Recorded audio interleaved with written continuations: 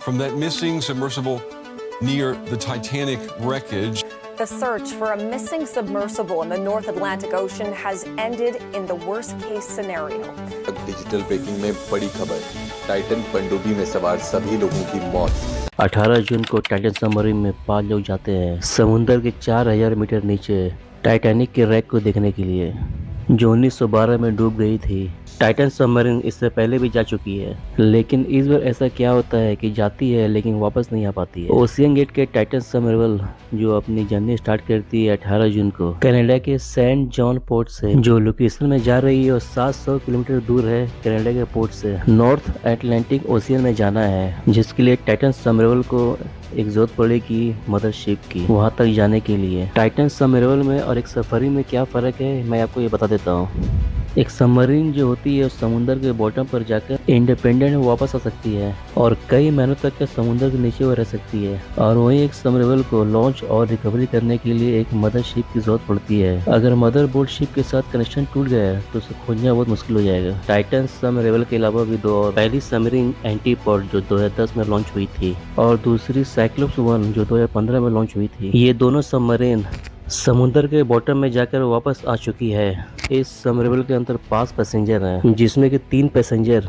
पहले भी डाइव कर चुके हैं समुद्र के डीपेस्ट एरिया में, जिसमें कि पहले नंबर में आते हैं ब्रिटिश के बिजनेसमैन पॉल हेर्निंग नर्जुलेट, जो फ्रेंच नेवी के पायलट भी रह चुके हैं और अंडर वाटर टाइटैनिक रैकेज तक 37 टाइम जाके आ चुके थे। टाइटन सबमर्सिबल के दूसरे पैसेंजर जो कैप्टन भी है हमीस हार्डिंग, उन्होंने भी 2 वर्ल्ड रिकॉर्ड बनाए हैं, जिसमें से एक मारियाना ट्रेंच ओशियन के सबसे डीपेस्ट समुद्र के सबमरीन में रहने का वर्ल्ड रिकॉर्ड है, और 3 नंबर में जो ओशियन गेट के फाउंडर और सीईओ स्टॉकटन रश, ये भी बहुत बार डाइव कर चुके हैं समुद्र के अंदर में। ओशियन गेट के जो सबमर्सिबल जब भी डाइव करती है तो स्टॉकटन रश खुद भी अंदर में होता है पैसेंजर के साथ में, जो और 2 पैसेंजर रहते हैं शहजादा दाऊद और उसके बेटे सुलेमान दाऊद, जो पाकिस्तान के बहुत बड़े बिजनेसमैन हैं। इन्हें अंडर वाटर ड्राइव का कोई एक्सपीरियंस नहीं है। शहजादा दाऊद जो अंडर वाटर जर्नी के लिए प्लान करते हैं और इसके टिकट खरीदते हैं, जो टिकट की प्राइस होती है और $2.5 लाख की होती है। इसके इंडियन रुपीज में अगर कन्वर्ट किया जाए तो 2 करोड़ 5 लाख की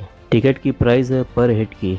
अब स्टार्ट होती है 18 जून को टाइटन सबमर्सिबल की जर्नी, जिसे डाइव करके 4000 मीटर नीचे जाना है ओशियन के टाइटैनिक रैक के पास। ये इतने नीचे है कि समझिए कि 5 बार बुर्ज खलीफा के बराबर होगा। इतना डीपेस्ट एरिया में जाना इतना आसान नहीं होता है। इसकी वजह होती है पानी का प्रेशर। जितने डीप में जाएंगे उतना पानी का प्रेशर बढ़ेगा।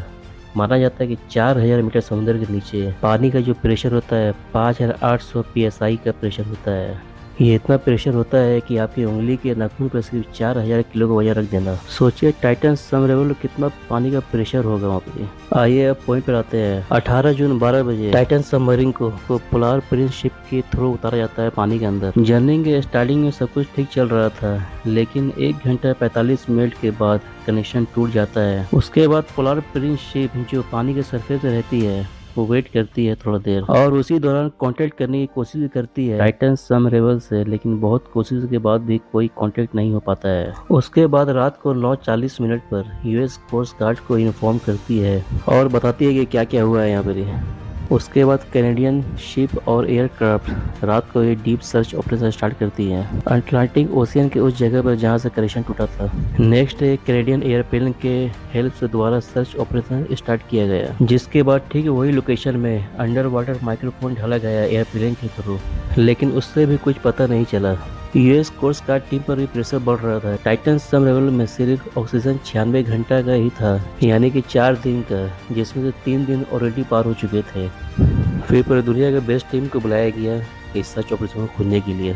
उसके बाद बहुत खोजने पर पानी के अंदर कुछ आवाज सुनी गई अंडर वाटर रडार के थ्रू। उसके बाद कनाडा और यूएस के search team remotely operated under water vehicle, जिसे शॉर्ट फॉर्म में RUV कहा जाता है, RUV सबमर्सिबल क्राफ्ट, जो रिमोट से ऑपरेट होती है। थर्सडे 22 जून को RUV को भेजते हैं समुद्र के अंदर, जहां से अंडर वाटर रडार पर कुछ आवाज सुनी गई थी। जब RUV टाइटन के रैक के पास पहुंचती है 487 मीटर की दूरी पर टाइटन सबमर्सिबल के टूटा हुआ बॉडी पार्ट मिलता है। इसके बाद सब कुछ क्लियर हो गया। टाइटन सबमर्सिबल समुद्र के अंदर पानी का प्रेशर को बर्दाश्त नहीं कर पाई और अंदर में इम्प्लोजन हो गई। समुद्र डाइव में जाने से पहले टाइटन सबमर्सिबल को टेस्ट किया गया था 6000 से 10000 PSI प्रेशर में, जिसमें सक्सेसफुल पास ब्लास्ट भी हो गया था। लेकिन एक्सपर्ट का मानना है कि ओशन के अंदर और भी बहुत सारे प्रेशर होते हैं जिसकी वजह से इम्प्लोजन हो गया हो। अच्छा, इम्प्लोजन और एक्सप्लोजन में क्या फर्क है? एक्सप्लोजन में क्या होता है कि बाहर की तरफ फट जाता है, लेकिन इम्प्लोजन में जस्ट उसका उल्टा होता है, वो अंदर की तरफ फट जाती है।